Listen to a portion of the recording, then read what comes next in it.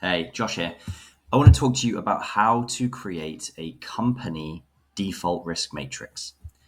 So I will have sent you a spreadsheet that looks pretty similar to this. It might have a slightly different version number, but ultimately it will look very much like this, where you'll have a column A being the name, B being level, C being activity code, work type being D, etc.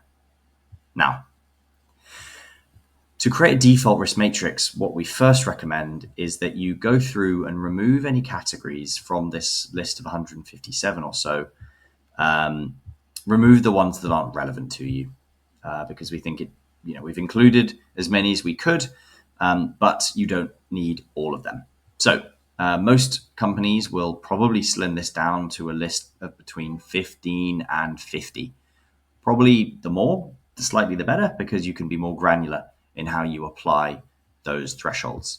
Now, you can simply delete the rows or the text from the rows to get rid of those categories.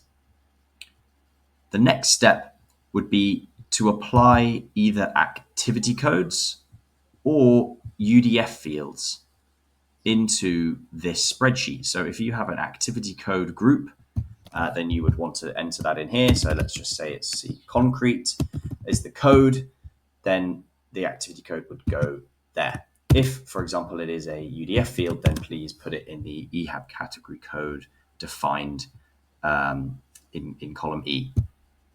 I know it may not seem like it would matter, but please don't change the order, don't change the names, don't change anything for in the area above line 5. So lines 4, 3, 2, and 1, please leave exactly as they are and don't move them around. Once you've added your activity codes or your UDF fields, or if you don't have any, then you can proceed to the third and final step, which is to review the actual thresholds themselves. So you'll notice all of our activities have wave height of 9. This is simply a storm. So it may be that you want to more appropriately change that to something more relevant. Wind gusts are quite high.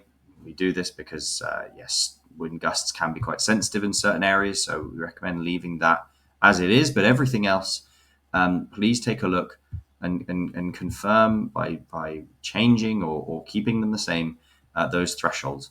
Once you have changed them, then the best way to get this applied as a company-wide default would be to then send it back to the EHAB team, and we can put it into your enterprise solution system.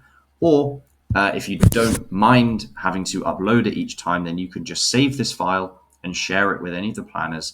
And then when they create a new project, they can upload this and import it on the threshold screen in order to maintain the same thresholds across the whole of the organization. Thanks for listening.